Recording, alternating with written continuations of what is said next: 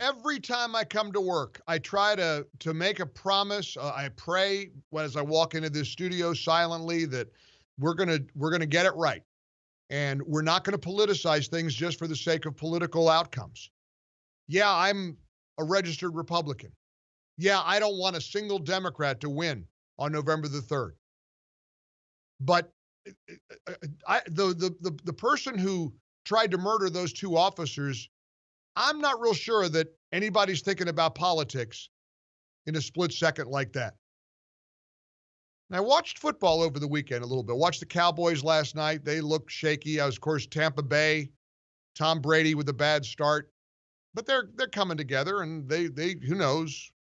And it was just good to see a little bit of football. And all through the Black Lives Matter messaging, the social justice, the social warriors, the justices, the justice, the no justice, no peace, all of that we saw from the NFL.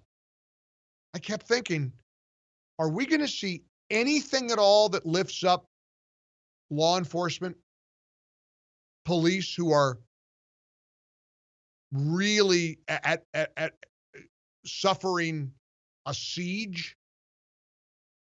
Thursday afternoon, a 35-year-old Henderson County, North Carolina sheriff's deputy named Ryan Hendricks was fatally shot by a suspect.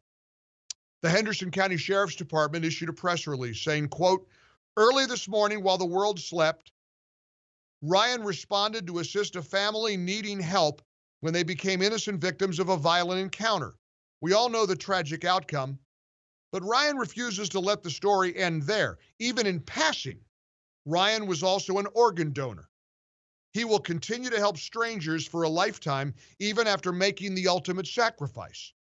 Ryan's family wants everyone to know that Ryan was doing the job he was born to do, and he died doing the job he loved." He was a Marine, served his country in the United States Marine Corps, served his country as a Henderson County Sheriff's deputy. 2 little children, was about to get married. Deputy Ryan Hendricks. Now, I get we should say Breonna Taylor's name. I get we should say George Floyd's name. I want to say George Floyd's name. I want to say the names of those who died. Am I some kind of a horrific, bigoted monster for saying that we should say Ryan Hendricks' name? Say his name. Say the name of law enforcement that are trying to help a community, and they're being ambushed. And again, nothing new to New York. New Yorkers know the name Rafael Ramos, Wenjian Liu. New Yorkers remember what happened in 2014. 2 uniformed NYPD officers shot dead, just sitting in their marked police car in Brooklyn. Lunatic assassination of 2 NYPD officers. What's the NYPD up against now? A city where buildings have been shattered, stores have been looted, cops are being attacked, have been attacked through this awful year. Wow. 1-800-655-MIKE. We got to be together. White, black, Hispanic, Asian, it doesn't matter. This shouldn't be a political issue. We should not say, well, you know what, let's try to score some points here politically. Political points? Protesters were standing outside of a hospital hoping for the deaths of 2 cops. Why? George Floyd? Those cops are being held accountable for George Floyd's death. And I will absolutely admit and agree that far too many times police officers have not been held accountable. And we need to do better, and we're trying. Body cams, accountability, vetting, better training. Guess what doesn't work? defunding the police and shooting them as they're sitting in a car, minding their own business. Robin, you're on the Mike Gallagher Show, 21 before the hour, here in the ReliefFactor.com studios. Hi, Robin. Thanks for holding. How are you? Hello, I'm good. Thank you for asking. Yes, I just ma'am. want to thank you for having this forum. I just wanted to say that, yes, there are evils in this world on both sides of the field, on the civilian side as well as law enforcement. But then there's also good in the world on law enforcement and the civilian side. So what we need to do is just focus on the good, and we just need to come together, to your point.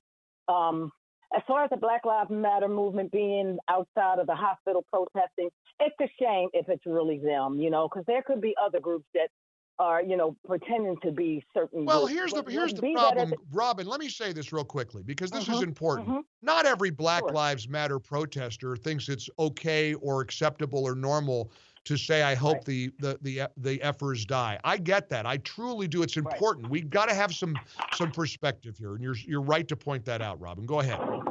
Yes, we do. And so what do we do with all of this? What we should do, I think that there should be some type of coalition from all ethnicities coming together from different cities or states coming together to try to come up with a plan to get our arms around the problems that we're having in the community as well as the problems that we're having across the nation, period. I honestly think that I believe in karma, and I just think that this country is paying for some bad things that have happened for hundreds of years. But be that as it may, everyone and everybody can be redeemed. And so I think it just comes to the fact of, awareness and more people just, understanding or realizing that we're all connected. And how can we put out the good hearts? How can we all get together and kind of like find a way to combat this issue? Well, and you also touched on one of the phrases that I love more than ever in 2020: find the good and praise it. And you recognize that phrase. A lot of people recognize that phrase. Not continue to hone in on things that go wrong, things that are broken, because frankly, this country is a lot better than is being characterized by a lot of activists and certainly the media. I appreciate your call, Robin. Thank you. Jay, you're next. Hi, Jay. Hi, Mike. I'm really getting real sick and tired of these people killing these wonderful police officers we have. I think it's time we get behind the police and we let them lock and load and return fire. This is absolutely ridiculous. Life is too precious, and these people don't care. I think it's time the cops start to protect themselves, and we've got to get behind them. Without a doubt. To say return fire is, of course, a very, very provocative thing to say. We're not going to start fighting fire with fire. We should never be the equivalent of the assassination of 2 law enforcement officers. And that's a reckless, inappropriate response. And that's why there's a great line about, an eye for an eye and a tooth for a tooth. And then you're going to have a whole lot of people walking around without any eyes or teeth. There is a much more powerful way to respond to this kind of violence, and that's going to the ballot box and electing men and women who are pro-police, who are pro-law and order, who are anti-violence, who are anti-anarchy. This is anarchy. Where did I see over the weekend this historical perspective of Bolsheviks and anarchy and the turn of the century? This is nothing new. There are evil people. Did you see the story of the little girl from the Upper West Side in Manhattan, who was such a violent, disgusting person according to news accounts? But her mommy and daddy have a couple of homes. She's wealthy, and I couldn't believe it. I'm reading about this girl, white girl, and this is the other thing. I remember early on the protesters who were breaking storefronts, and a young black woman was saying, "Stop it! They're going to think we did that. We're not doing that." This young privileged girl. had a plan to commandeer luxury apartment buildings in Manhattan and get on the top of the roof and throw bricks out at people. You should see this girl. She's this skinny little white girl who is, two upper class parents. She's just a little brat who wants to go out and play riot because she wants to hurt people. These are terrorists.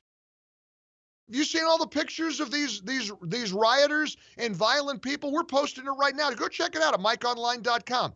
If you're watching the show on YouTube, or rather MikeOnline.com, or seeing the YouTube highlights. Look at 1, 2, 3, 4, 5, 6, 8 of them. They're all young white kids that have been burning buildings, attacking and destroying police cars. These are young white punks. These aren't people who are anguished by the death of George Floyd and want a productive response. These are domestic terrorists. They're anarchists, and they ought to be in jail for a long time. They ought to be sent away. This young girl, I'll give you the details on this young girl. I can't find the article here. I'll find it here and describe what a Black Lives Matter anarchist is really all about. One of them, at least. We're in the ReliefFactor.com studios rolling along, a busy edition of the Mike Gallagher Show. 800-655-Mike. I'm glad you're here.